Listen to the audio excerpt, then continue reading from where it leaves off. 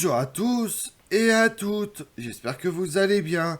Aujourd'hui, on se pose la question pour connaître le rôle joué par Jeanne d'Arc. En 1429, elle emmène le dauphin Charles de Valois se faire sacrer à Reims. Une campagne d'une étonnante modernité avec de fausses informations. À part Patay, peu d'affrontements ont lieu. Les Français ne tombent pas dans le piège de la bataille rangée. Partons ensemble sur le rôle de Jeanne d'Arc. On peut se poser la question, quelle est la véritable nature de ce voyage du sacre à Reims? Même si les chroniqueurs du temps parlent du voyage du sacre de Charles VII, il s'agit d'une campagne autant militaire que politique et rien d'une tournée de plaisir.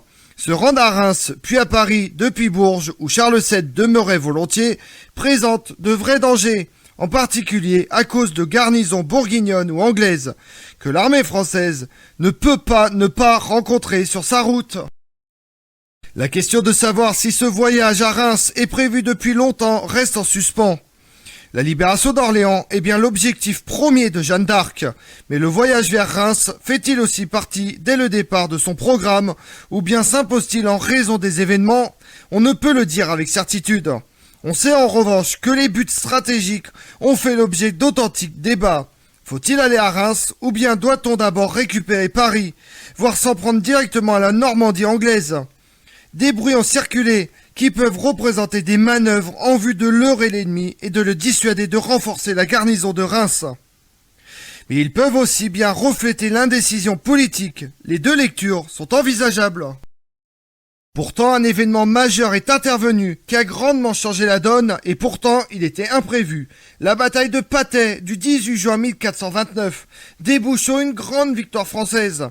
Le dispositif militaire mais aussi politique des Anglo-Bourguignons en est ébranlé. Cela achève de persuader Jeanne d'Arc et Charles VII de se diriger vers Reims, une entreprise bien plus spectaculaire, mais aussi plus risquée que d'aller à Paris. Ce choix est rapidement arrêté, ce qui surprend quand on connaît la lenteur des processus de prise de décision au Moyen-Âge. L'armée française se concentre à Gien vers le 25 juin, une semaine tout juste après Patay. L'armée royale semble avoir été nombreuse, 10 000 combattants. Composite, pas mal d'Écossais et motivés. Elle compte des princes, des seigneurs, des gentilshommes, des non-nobles, à cheval et à pied. Des textes invitent à parler d'élan national. Cette armée présente deux faiblesses majeures. Elle ne possède que peu d'artillerie et n'est préparée ni matériellement ni psychologiquement à mener une guerre de siège. Or, la dimension politique de l'entreprise impose alors de se rendre maître des villes fortifiées. Pourtant, les Français sont-ils parvenus à mettre au point une ou des tactiques permettant de contrer l'archerie anglaise? La réponse est non, toujours pas, mais ils sont pour le moins devenus plus prudents. De toute façon, à lui tout seul, le longbow ne garantit pas la victoire, d'autant qu'il y avait aussi des gens de trait du côté français. En dehors du déficit d'artillerie et de matériel de siège, on peut comprendre que l'armée de Charles VII souffre d'une autre faiblesse plus structurelle. Le système militaire et financier français est alors très désorganisé, tandis qu'il tient assez bien le coup du côté anglo-bourguignon. Mais finalement, on a trouvé des solutions de fortune, ainsi pour le ravitaillement.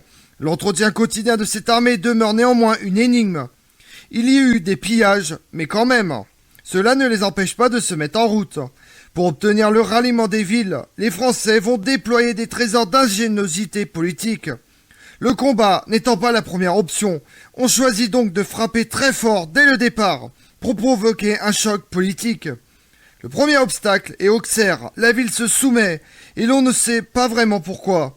Des textes évoquent un grand événement militaire, un terrible désastre anglo-bourguignon, dont on ne trouve nulle trace dans les chroniques.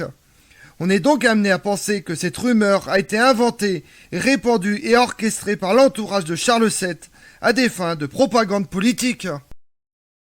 Un mélange de pardon et de menaces ont fait que les villes ont ouvert leurs portes sans résister. Prenons l'exemple de Troyes, la ville ennemie de Charles VII par excellence. Mais que faire? Pas question de l'assiéger. On tient conseil sous la présidence de Charles VII, qu'on imagine volontiers muet avant qu'il exprime sa décision. Faut-il continuer ou rebrousser chemin? La majorité opte d'abord pour le repli, jusqu'à ce que Jeanne d'Arc entre au conseil. Jusqu'alors, elle n'y était pas admise. Elle arrive à le convaincre de continuer. Les manœuvres politiques reprennent de plus belle, tant et si bien que l'évêque de Troyes accepte de négocier. Grâce à lui, ses concitoyens vont changer d'obédience.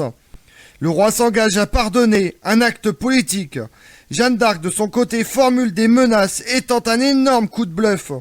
Nous entrerons de toute façon. J'ajoute qu'un agent français dans la ville, un frère cordelier, prêche la soumission et effectue un véritable travail de subversion. Tant et si bien que Troyes ouvre ses portes le 9 ou le 10 juillet. Ces édiles envoient même des émissaires à Châlons et à Reims pour que ces deux villes fassent de même. Il en sera ainsi en sorte que dès le 17 juillet, le sacre peut se dérouler sans encombre. Mais on peut se demander, les Anglais ne réagissent-ils pas? Si, homme de sang-froid, le duc de Bedford, régent du royaume de France pour son neveu le jeune Henri VI, roi de France et d'Angleterre, ne se laisse pas abattre par cette mauvaise passe. Il lui faut à tout prix tenir Paris, une tâche qu'il confie aux Bourguignons. De ce côté, il lève une nouvelle armée. Charles VII est au courant et cela l'inquiète. Comme il est désormais couronné, il pense raisonnable de se replier au-delà de la Loire. Mais il ne parvient pas à franchir la Seine car les passages sont tenus par les Anglais. Le voilà donc prisonnier au nord du fleuve. Jeanne d'Arc le pousse à se rapprocher de Paris. Un grand choc frontal est envisagé. Bedford envoie un défi à Charles VII. Une bataille rangée est prévue le 15 août près de Senlis, où l'armée anglo-bourguignonne attend les Français de pied ferme. Les Anglais se préparent comme à leur habitude. Ils se placent dos à une rivière pour ne pas être tournés et plantent des pieux en oblique pour protéger leurs archers. Ils espèrent que l'adversaire commettra les mêmes fautes qu'à Azincourt. Pendant plusieurs heures, il y a des escarmouches. Mais finalement, les Anglais ne sont pas sortis de leur parc et les Français n'ont pas attaqué. La grande bataille n'a pas eu lieu. Du côté français, l'enthousiasme persiste. Les villes continuent à se rallier. Fin août, Charles VII entre dans Saint-Denis et y reçoit une sorte de second couronnement. Pourtant, la partie est loin d'être gagnée. Les dissensions militaires et politiques persistent dans le camp français. Les prudents, dont le roi, veulent en rester là, mais Jeanne d'Arc entend assaillir Paris avec toute son ardeur.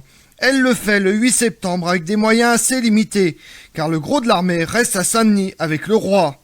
Et puis Paris est une ville énorme, très puissamment fortifiée.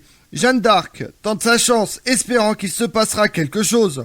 Peut-être la population changera-t-elle de bord, mais les autorités parisiennes veillent au grain, et l'assaut échouera. Jeanne d'Arc est blessée à la porte Saint-Honoré, à l'emplacement actuel de la Comédie Française. Elle s'efforce de convaincre le roi de mener un nouvel assaut le lendemain, mais le cœur n'y est plus. La retraite est décidée. Le 22 septembre, le roi arrive à Gien. La campagne est terminée. Elle aura duré 3 mois. Les immenses espérances initiales, bouter les Anglais hors de toute la France, selon la formule de la pucelle, ont été déçues. Mais il y a eu le sacre qui impose Charles VII comme le seul et véritable roi de France. L'initiative sera désormais du côté français. Malgré les efforts des Anglais sur la défensive, ni Troyes, ni Reims, ni Compiègne ne repasseront dans leur camp. Comme on l'a vu, la France est empêtrée dans la guerre de 100 ans et sa monarchie est au bord du précipice. Alors se produit un incroyable événement, dans une trajectoire aussi brève que fulgurante. Une jeune fille de 17 ans rend confiance au roi, à ses sujets et à ses chefs de guerre. Je vous remercie d'avoir suivi cette vidéo en ma compagnie. Si vous voulez connaître mes autres vidéos, retrouvez-moi chaque matin à partir de 6h45 sur ma chaîne YouTube Tout sur l'Histoire avec Damien, mais également sur les réseaux sociaux, Twitter et Instagram, Histoire Damien. Et pensez à liker, commenter et vous abonner. Je vous remercie à tous.